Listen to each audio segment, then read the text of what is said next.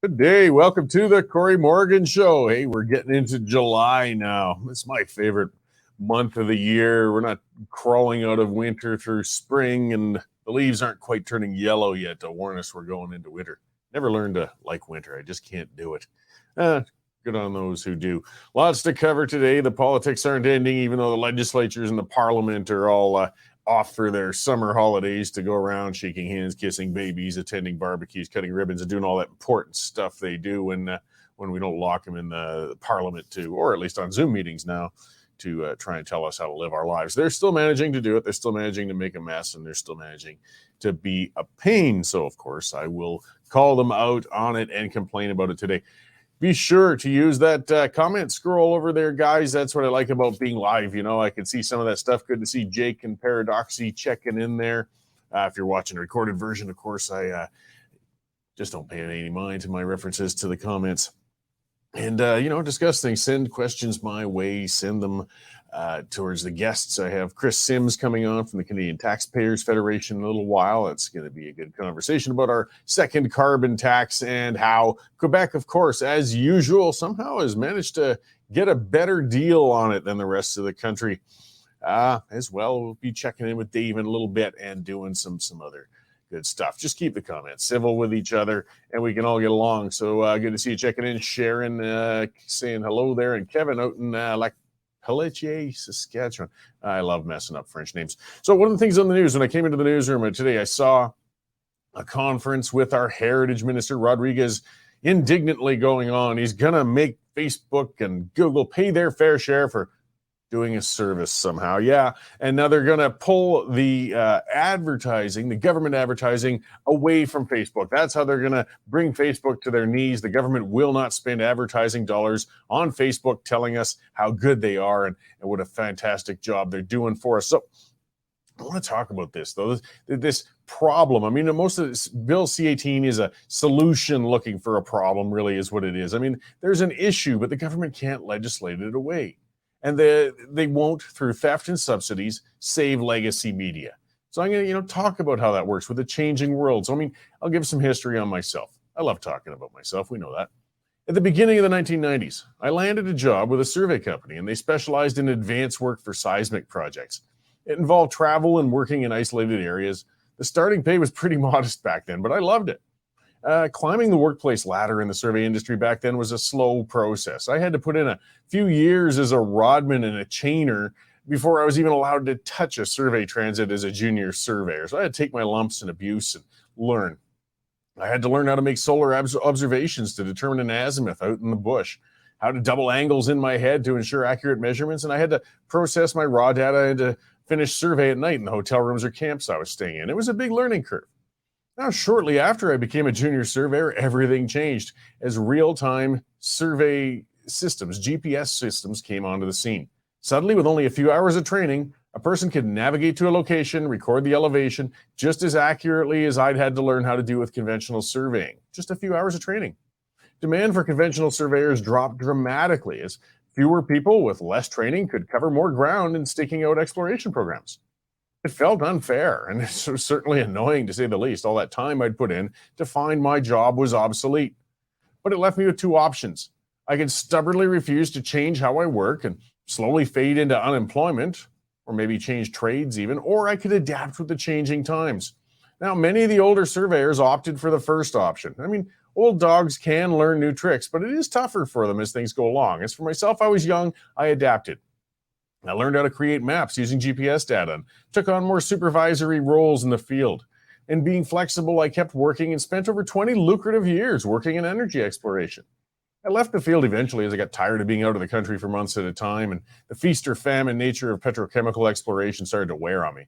But if I'd have wanted to, I could have stayed in the field. I would have had to constantly adapt, though, to the changes in new technology and methods. Now, let's get back to the media.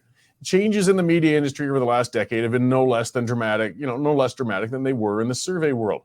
Readership and viewership for conventional media platforms such as television and newspapers dried up. Radio stations, they're going to be a thing of the past within a generation. Advertising dollars have followed audiences and headed to platforms like YouTube and Facebook. Every major media outlet's been forced to heavily cut back on staff and resources. They're in a dire position. But the Canadian government has responded by directly subsidizing media outlets. And now they're trying to extort funds from social media platforms to try and prop up these legacy media sources. Now, not only will the efforts to bail out obsolete media outlets inevitably fail, but it'll also actually hurt them. I mean, if I, back when I was surveying, had a subsidy lifeline tossed to me while my trade was evolving, I probably would have desperately grabbed to that at the time too. It would have been easier than changing how I do things, and I could have stuck to the form of the trade I had trained for a while at least. No amount of bailout dollars could have saved my job in its original form in the long run. I mean, for perspective, the first program I ever worked on in the survey field had a crew of about 40 people, and it took us over a month. A job that size today would take 8 people about 2 weeks to do. The old way just wasn't sustainable. If I'd have been protected from change, though, as GPS came along, I would have been employed for perhaps a couple more years, but it would have left me even more vulnerable and unskilled when the dollars dried up. I wouldn't have been inspired to learn modern methods, nor would the companies in the industry have been. We would have been left behind and perhaps would have been replaced by foreign workers who kept up with new technology. Subsidies actually would have stunted the evolution of companies and workers. Now, the same thing's happening with legacy media. Instead of griping about new upstart outlets and journalists, the old guard and conventional media should be looking at how to emulate them. I mean, if they hope to remain gainfully employed in the field of journalism, they need to accept change. Newspapers are little more than flyers now, and TV news ratings are never going to recover. And the infrastructure required for those old dinosaurs, those models, is too expensive to maintain. A new company, like the Western Standard, can build a studio or create an online publication for a tiny fraction of the money it would have required 20 years ago. The government right now is keeping a corpse on life support and is doing a disservice to both journalists and Canadian citizens and consumers. New outlets are being choked off while legacy outlets are creating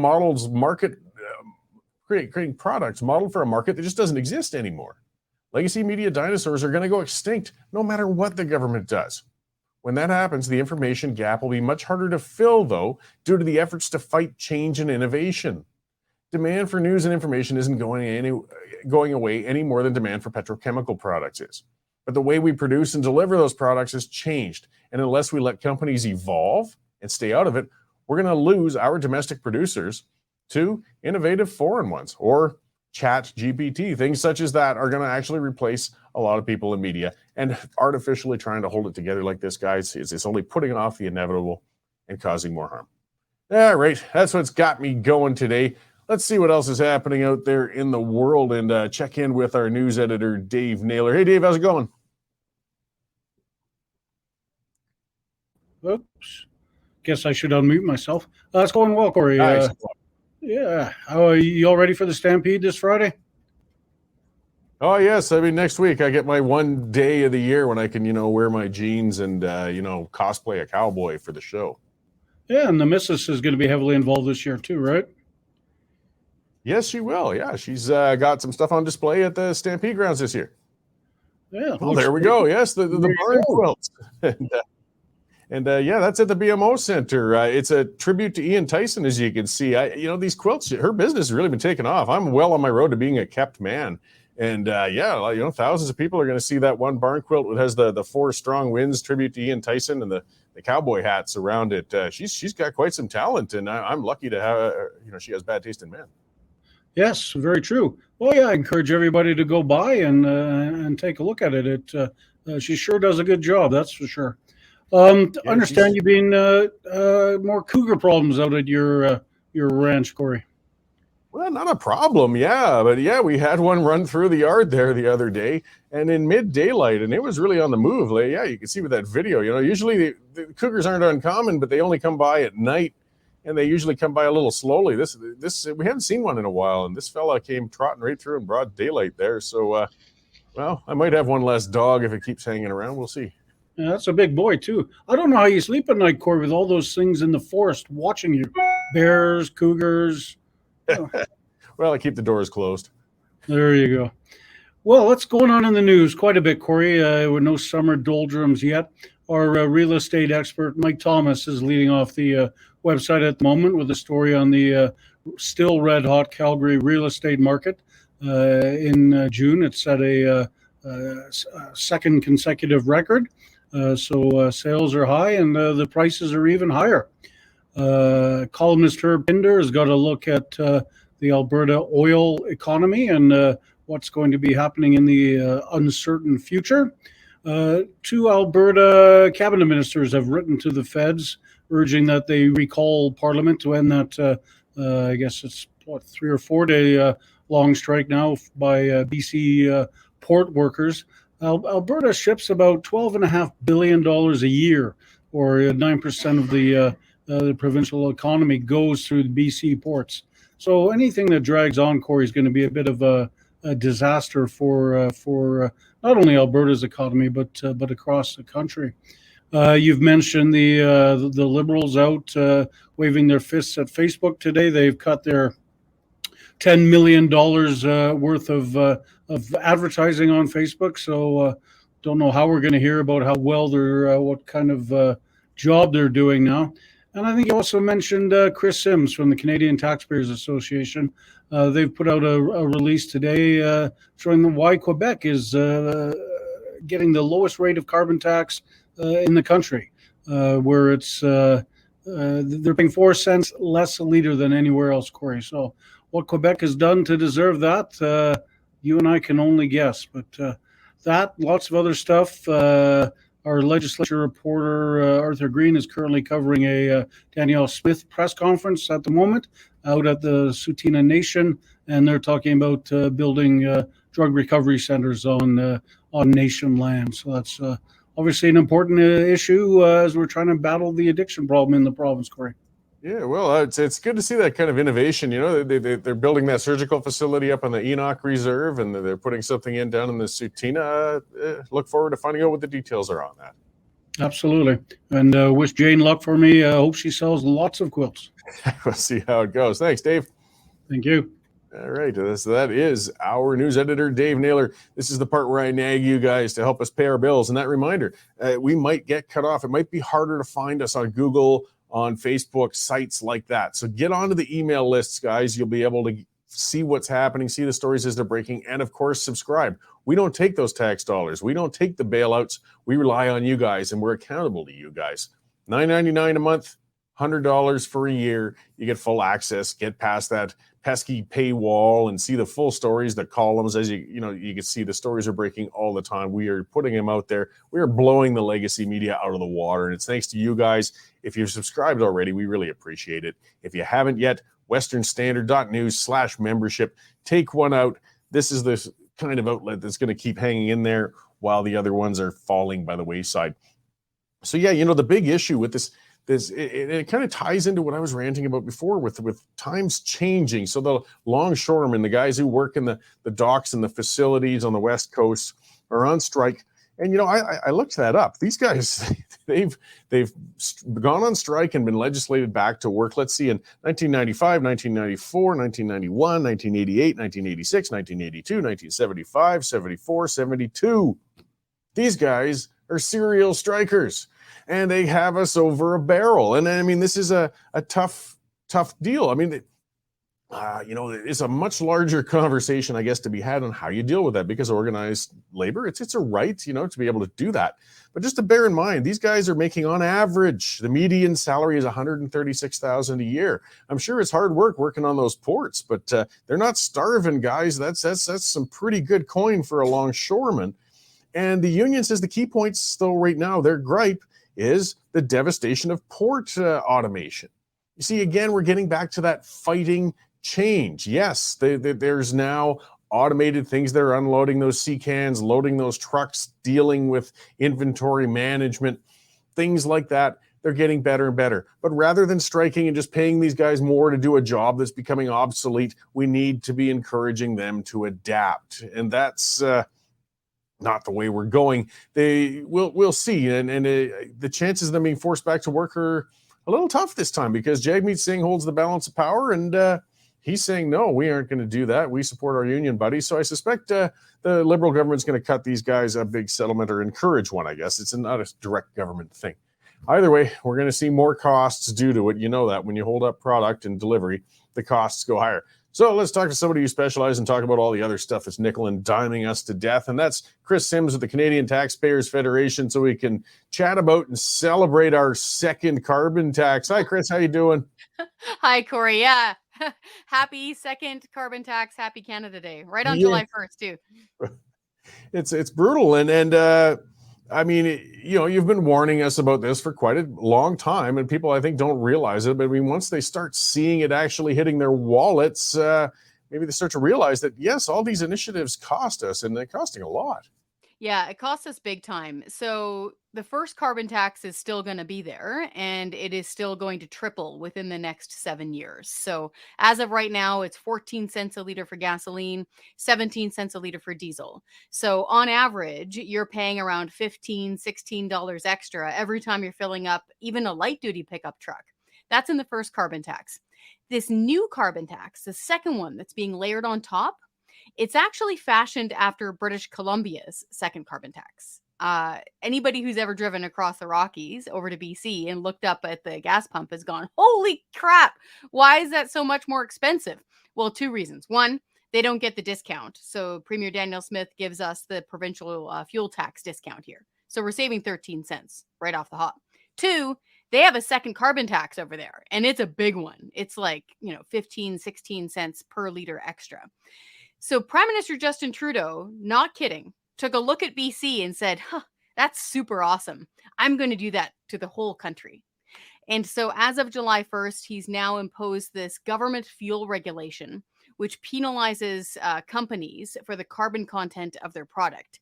Now, we don't know how much it's going to cost right out of the chute, right? Because it takes a while. So the company gets the cost incurred. They then try to compensate. Some of them might use more ethanol for a little while in their blend, blah, blah, blah. Eventually, though, that cost is going to trickle down to you and me at the gas pump, and we're going to pay for it. So within the next 7 years, the Parliamentary Budget Officer says the second carbon tax is going to cost around 14 cents extra per liter of gasoline, around 17 cents extra per liter for diesel. Long story short, Albertan families are going to get hit the hardest. Within the next 7 years, Cory, we're going to be out around $3,900 per Alberta family. That's with rebates factored in. That's net cost of Trudeau's two carbon taxes. But I mean, they're giving it back to us, right? We get rebates, and they just announced, they're going to give us a bunch of breaks on our grocery bills, right? Like, it's just cycles through the government and we all win. Yeah, sure. If only it worked like that. So two things. It's almost insulting for the federal government to think that people are silly enough to think that the government is a magical wealth-producing machine. It's not. All it does is take your money, run it through a bureaucracy, and spit it back at you sometimes. So number one, that cost I just listed was net. That's with the rebates factored in. That's $3,900 with that factored in. So you're out that amount as an Alberta family. Two, just don't take the money in the first place, right? If this is all supposed to make you magically more wealthy, then why are they doing this? The fact is they're fibbing. They're not telling the truth. They want gasoline and diesel and natural gas and propane to be unaffordable. That's the feature, not the bug. So every time the politician at the federal government level opens their mouths and says, oh, you're going to get more back than you pay in, number one, that's not true. Number two, that contradicts their entire purpose of their carbon tax, which is meant to punish you for using oil and gas. And it's not working. That's the other thing. I mean, BC has been carbon taxing for a long time. You were out there until recently, and I remember you guys would report on that. Emissions haven't dropped in BC. If a carbon tax was going to work, it would have started working by now. 100%. So this is where, as somebody, I grew up in the interior mostly, but I spent some of my formative years on Vancouver Island. I get it. I've wandered around barefoot on Gulf Islands. I would describe myself as a small E environmentalist. I pick up litter every time I'm walking near the river. It's not helping the environment. Like, to slow that down, British Columbia has had the two highest carbon taxes in North America for years. Their emissions keep on going up anyway. This is the government's own data. Okay. Now, apart from when people were locked in their homes and stuff at the beginning of 2020, where you saw a dip, other than those weird moments, it goes up and up and up steadily. Why? Because, like and all your viewers know, People need to drive to work, they need to heat their home, and they need to eat food. They don't have an affordable, alternative, dependable energy source to switch to. This isn't like paper bags or plastic bags. There's nothing for them to switch to. They have to drive to work, and they usually use natural gas to heat their home. And truckers use diesel, and farmers use diesel and natural gas and propane to both heat their barns and to dry their grain. So if you increase the cost of that element, of those fuels, you increase the cost of everything because people can't opt out, right?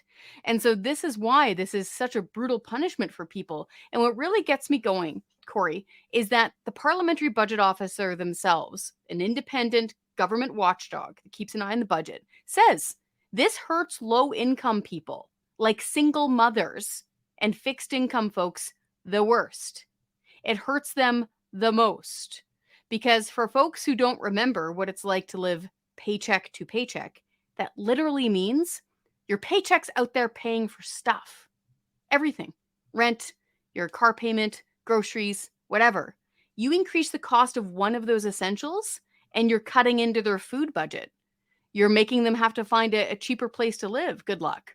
So that's why it's hurting those folks the most, even with the rebates factored in. And this is where I can't understand why the feds aren't listening.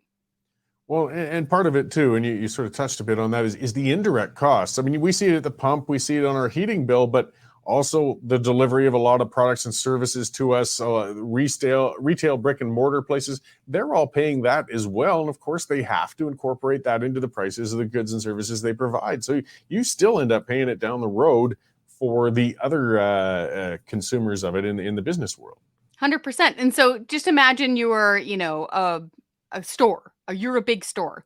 You have to keep it cool in the summer and heat it in the winter. Most companies would use natural gas to do that. Boom, there's a carbon tax.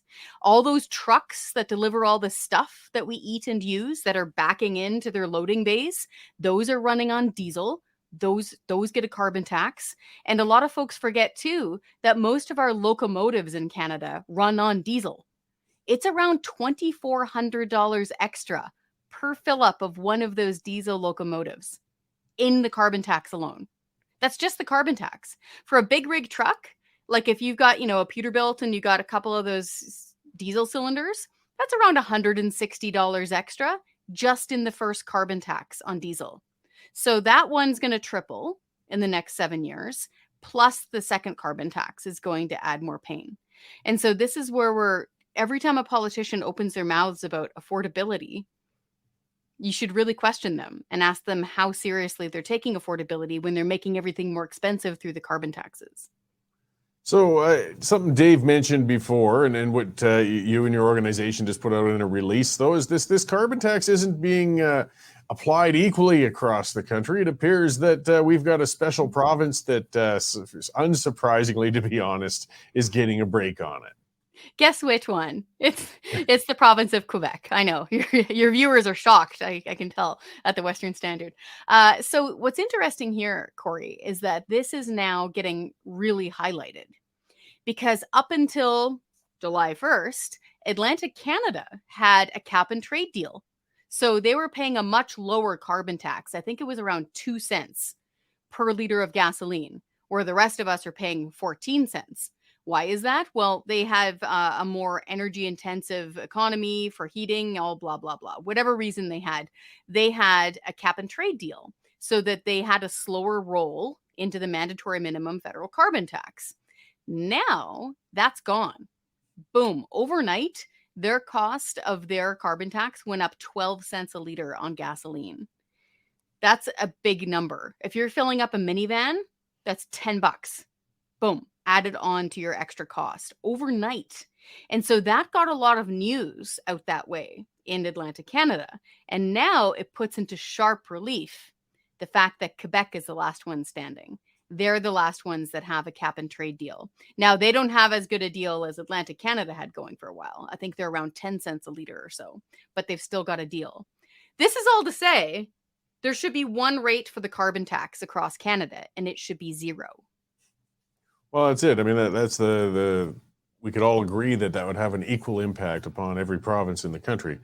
But let me play devil's advocate. Sure. Let's assume, emissions are going to cause the world to continue burning, and somehow Canada has to do its part, in reducing these emissions. If not carbon taxes, what should they do? I mean, that's a fair question that people ask. If they're concerned about the problem, carbon taxes aren't working, then what should the government do? Hey, totally legit question. And a lot of people care about the environment, myself included. Like, I hand sewed my baby's cloth diapers. Okay. I take this stuff real seriously. I buy almost all my stuff used because it reduces the impact on the environment and it doesn't use up resources that don't need to be used. So I get it. 3 things. 1, the carbon tax isn't working. Straight up. If that's your issue, if you wake up at 3 a.m. worried, oh my gosh, global emissions, like it's really upsetting me. The Canadian carbon taxes aren't making a dent in that. Who said that? Actually, it was Prime Minister Justin Trudeau said it back in 2018, I believe, in French. He said it on the very popular Quebec talk show, Tout le monde en parle. And in translation, he basically said, we could shut down everything tomorrow. And what he meant is trucking, heating, eating, like we'll go die in a cave. We could shut down everything tomorrow and it wouldn't really make a big difference. Interestingly, the parliamentary budget officer said mostly the same thing, that Canada, I'm paraphrasing, Canada's emissions are not significant enough to make a dent in global emissions. So 1, it's not working. Even with the carbon taxes, even though British Columbia is one of the most unaffordable places to live on Earth, they're punishing their people. It's still not making a dent and it's not working because our emissions keep on going up. 2, even if it did, our emissions in Canada don't do enough to really move the needle on global emissions. And 3, there are alternatives. So the tax isn't working. What could we possibly do? And so we're not the emissions people, we're the tax people. But it kind of seems a little obvious to look at the big end of the arithmetic problem. So there's about a few 100 million people in India who burn things like wood and animal dung every day. This is according to the Indian government saying this, that this is their fuel source. And they apparently want to switch to cleaner burning sources of energy, like natural gas. We've got a lot of that. So why doesn't the government look at doing that to really tackle the big end of the arithmetic problem when it comes to global emissions and heavy pollutants? Why not ship them cleaner energy instead of punishing people here in Canada for driving their minivans and buying groceries? Well, and if we exported some nice clean liquid natural gas and increase that, they could get some tax revenues and they could apply that to, say, the unclean drinking water on First Nations reserves, right? Or planting more trees in areas where the fires did burn things. Crazy concepts, but I mean, they still can't seem to get off the idea that taxes can actually fix things. Then this is the thing. Number 1, we knew they wouldn't. We were warning them years ago that this wouldn't work. We have a perfect lived example in British Columbia that this does not work. Okay. Even if they try to trot it out and say it'll be revenue neutral, governments are going to government and they're going to cook the books, which is exactly what they did in British Columbia. It was only revenue neutral for a few years before they started skimming. Okay. So we know it doesn't work. We know it's making people poorer. We know it's driving up the cost of living, and we know it's not helping the environment. So, folks, we need to rework this. We need a different approach, and taxes are not it. Well, I knew you guys wouldn't support taxes as an approach anyways, or pretty unlikely, but all the same, I do appreciate the work you guys do and bringing that to light, because Canadians don't necessarily see how they're getting it. I noticed actually a side note, I threw that out on Twitter. I see another outlet in Canada labeled you guys as an anti-tax organization. So you're anti-taxers, and boy, the games they play with the terminology. I'll put that on a t-shirt, man. Anti-taxer. We should put that in our swag shop. But it's one of those things. And I think, I can't remember if it was because of the carbon tax or because of the so-called media bailout and the government funding the media that we got that label on Twitter from that. But either way, taxes, if it's either the media bailout that they're trying to do and they keep fumbling really badly like today, or doubling up on our carbon taxes, none of it works. No, it doesn't. Well, where can we continue to follow you guys and keep up with what you guys are putting out there and how to support you? Did you want to chat about Rodriguez or not? Do you want to get into the government, why it shouldn't fund journalists, or we can save that for a rainy day? What would you like? Yeah, let's do it. Okay, we'll go into overtime.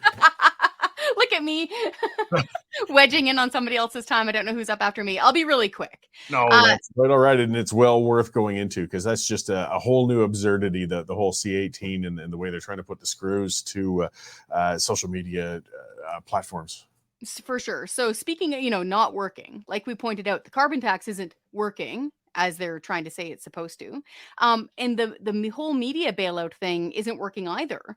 Blacklock's reporter, great folks over there, they pointed out that the rate of attrition and newsroom shutdowns didn't abate. It didn't stop with the so-called media bailout. That's the one where it's around $500 million, and it was supposed to be a cluster of subsidies and tax credits, blah, blah, that was going to other media outlets outside of the CBC. Well, apparently it didn't work as intended, number one. Number two, that's a waste of taxpayers' money. You shouldn't be spending taxpayers' money on news media, period. And number three, this is a huge conflict of interest. You cannot hold government to account if you're counting on the government for your paycheck. It's not going to work. So if you say are a reporter and $13,000 of your paycheck, your salary, is coming from the government, from Justin Trudeau's government. Now imagine yourself on Parliament Hill. You're part of the Parliamentary Press Gallery. One guy gives you 13 grand towards your salary. It might be the deciding factor whether or not you got that job, if it exists. The other guys in opposition want to scrap that program. How on earth are you supposed to call that game straight? You're not. Even if you tried, even if you did yeoman's work to try, you're a human being, and the perception of bias is going to tarnish it. And this is the problem. Not all media outlets took government money, but most of them get accused of doing so. And this, as a longtime journalist, is what upsets me personally, is that now there's a major survey that goes out every year on trust, Cory. Did you see those numbers? Oh, they're in the toilet. And okay. So a couple years ago, I was shocked to see it was over 40% of Canadians think that journalists are actively trying to mislead them. Not a typo, not a flub or a mispronunciation, not innocent mistakes, actively trying to mislead them. Cory, I checked the most recent one. It's over 60% of Canadians now think journalists are trying to actively mislead them with statements they know to be untrue. Oh, that's brutal. And I mean that contributes more. It's just such a snowball effect because then people stop tuning in, they stop watching, the advertising revenues drop, and on we go. And what's insidious about this social media shakedown they're trying, this is just their way of not reaching into the government coffers to try and bail these guys out. They want to reach into private industry's coffers to do it. And but it'll add to this. The government, of course, are the ones who will say whether or not you qualify for those dollars that they're going to steal from Facebook and Google on your behalf. So again, you end up, even if unconsciously, you're going to be leaning away from holding the government to account because you don't want to lose those dollars. It is a terrible, terrible mess we're getting into. It is. It's a deep and obvious conflict of interest. I'm surprised that more journalists aren't just saying so. I understand that they're scared. I've been in that position before. It's awful to have something shut down around you, like a media company, but it's not working. It's actually having, a tightening effect because, like we just said, look at that increase in lack of trust. Like, if the audience doesn't trust you, even on basic W5s, who, what, where, when, why, when, what are you doing? What are you doing anymore? And so they're going to have to figure out something else, like you explained. They're going to have to do their own models. They're going to have to do their own subscriptions. They're going to have to take donations, something like that. They're going to have to shift their model of how they interact with their audience and how they generate revenue, but they can't take it from the government. They can't take it from taxpayers because then they're going to have the perception of bias and they're wasting taxpayers' money. It's a major lose-lose situation, and we're imploring the government and mainstream media to rethink this. Yeah, well, they seem to just keep doubling down. It's almost absurd, bizarre watching Rodriguez kind of fumbling around, throwing out threats and trying different things. I mean, this bill is failing, but the government will not quit. And that's where we're wincing and bracing ourselves, because the Google Facebook thing, that doesn't directly affect taxpayers, so we're just keeping an eye on it. But the Band-Aid solution, if it fails, from what he said last week, was really concerning. He said something to the effect of, we need to make sure these newsrooms stay open. I'm sorry, who's we? The federal government needs to make sure a newsroom? No, you don't.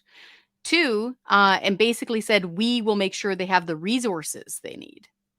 Resources in government speak usually means taxpayers' money, which is we're saying no.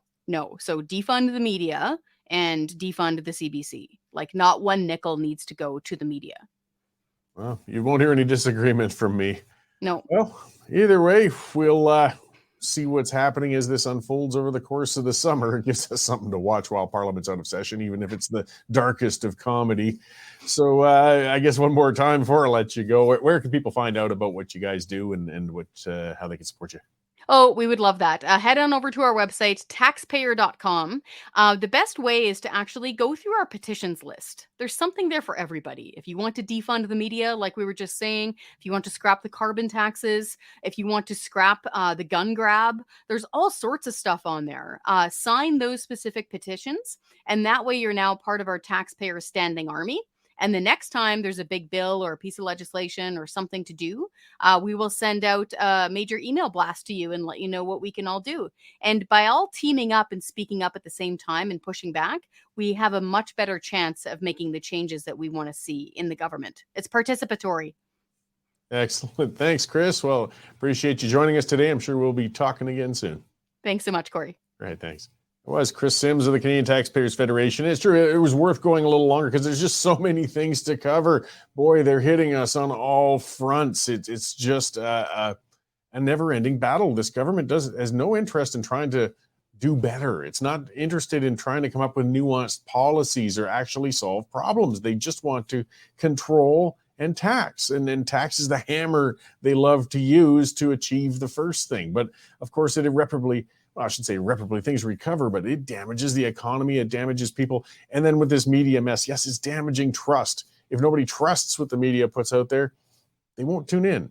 I mean, we're accountable to you. If I kept feeding you a bunch of BS on this show and kept lying to you, or just putting out, shaky things, or if Dave was doing so with the news copy, things like that, our subscribers are going to say, I'm not paying to get this garbage fed to me. They will leave.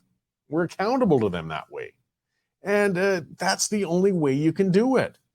But when you force everybody, you force the whole country to contribute and put money in, then there's no accountability whatsoever. So they can feed you whatever they please. And I mean, as we said, some of them might be very honest, good journalists and stories, but once the trust's lost, they all get labeled as the parasites taking subsidies and things such as that. So everybody's losing here. Everybody's losing. And that's the final part of every story we keep talking about with these things, whether it's the carbon tax, whether it's these media bailouts, they aren't working. They aren't doing what they told us they were going to do in the first place. So why do we keep doing it? All right. Let's see here where else we can go. Some other folks talking about a number of things. Somebody mentioned UBI and was asking about it. That's a whole separate show. I guess I've written columns on it. That's universal basic income ideas. And these are scary. That's to the point. It's basically a backdoor to communism. It's saying we're going to set a bar and everybody will make this much. And anything, the government will fund you at a base level, and anything you want to make above and beyond that it's a pie in the sky dream. Other countries have tried experiments with it. It always fails. But if they tax us deeply enough, we can get into that situation. So let's talk about a few other news stories here while we're going into things. Here's something, because we're talking about the cost of living, cost of rent. Of course, we get the people coming out of the woodworks again, screaming for rent control, another proven failure of a policy. It never works. It never helps. Getting back to results-based policy. But some of the other areas for landlords, people wondering why there isn't enough rental property out there. Because that's the problem. There's not enough supply. It's as simple as that. If there's not enough places, the rents are going to go up.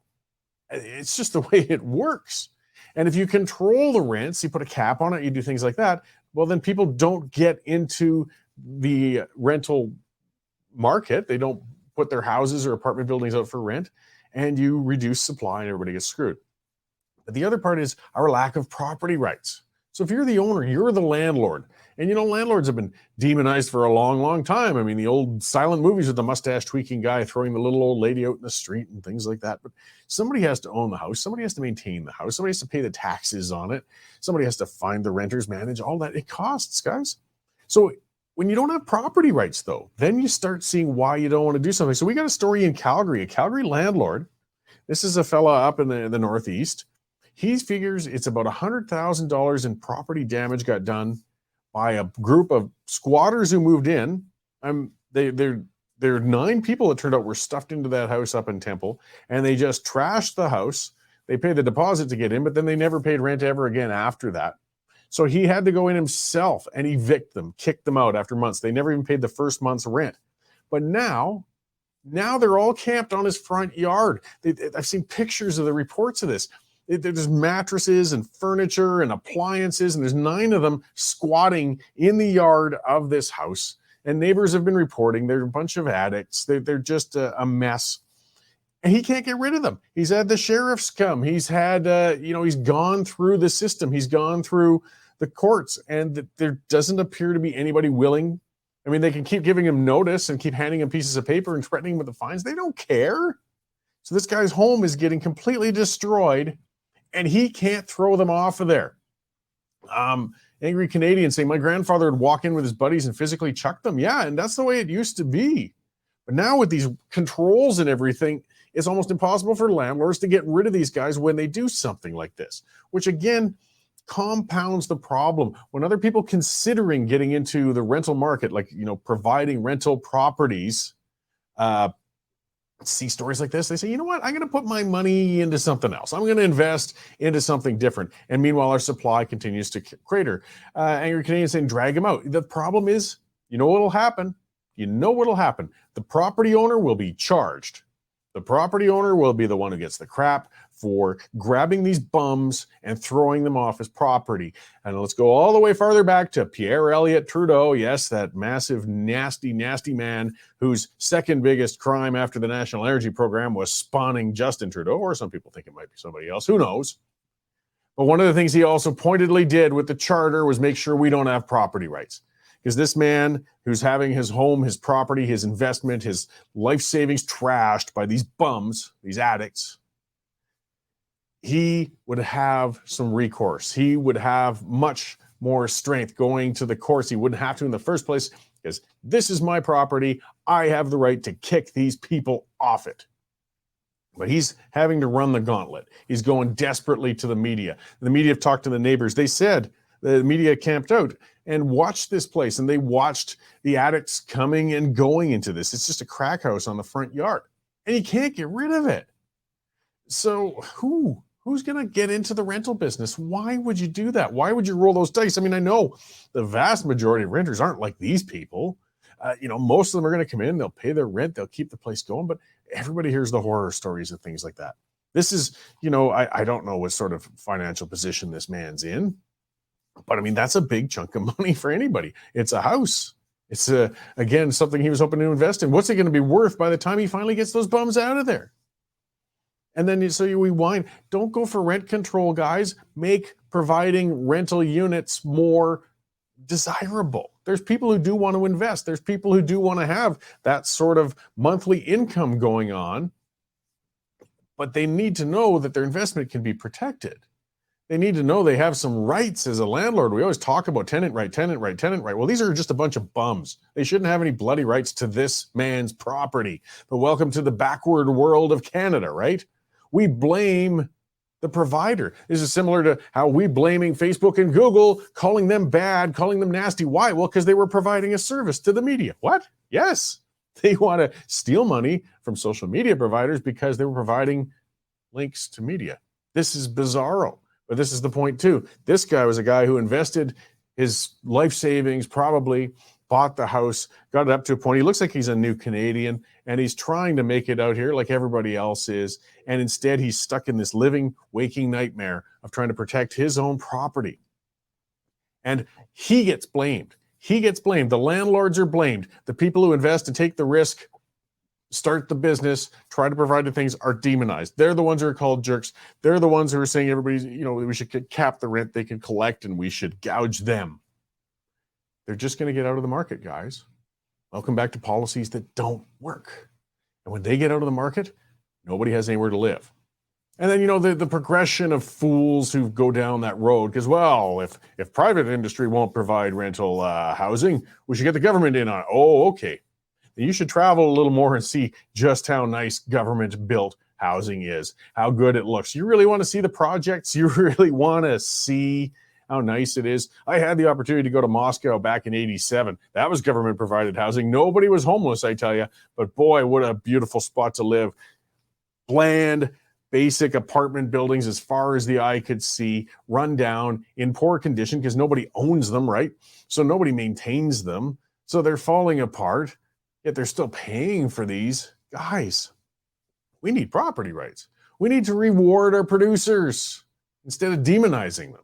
We need to let them earn money and provide things for us rather than stealing from them.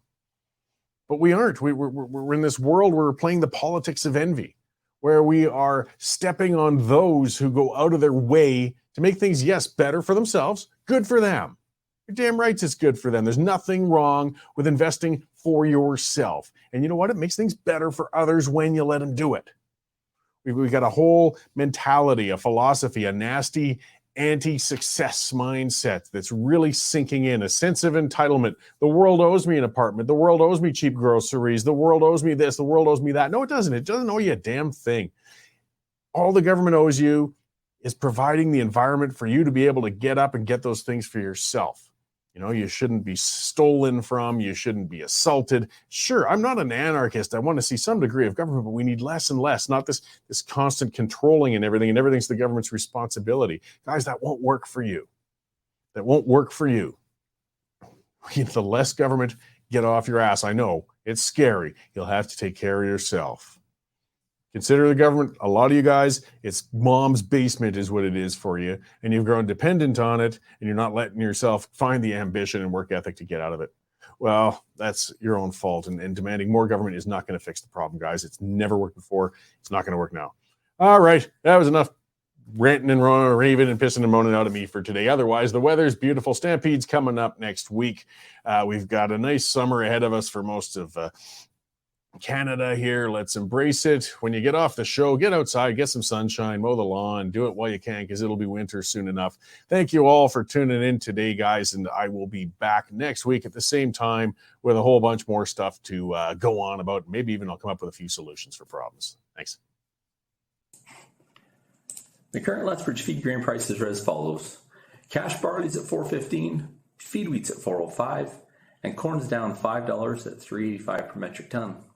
In the milling wheat markets, September Minneapolis futures jumped 42 cents at $8.51, with local hard red spring bids for July movement at $10.65 per bushel. In the oil seeds, nearby canola futures gained $10.50 at $7.49.90 per metric ton, with delivered values for July movement at $17.23 per bushel. In the pulse markets, nearby red lentils are trading at 33 cents a pound, and yellow peas remain at $11.25 per bushel. In the cattle markets, August live cattle lost 80 cents at $176.03 per 100 weight. For more information on grain marketing, call me at 403-394-1711. I'm Sean Smith at Marketplace Commodities, accurate real-time marketing information and pricing options. Canadian Shooting Sports Association. Without the CSSA, our gun rights would have been taken long ago. These guys are on the front lines helping to draft smart and intelligent firearms regulations and legislation in Canada, and more importantly, educating the public about how we keep guns out of the hands of the wrong people. To become a member, it's absolutely worth every penny.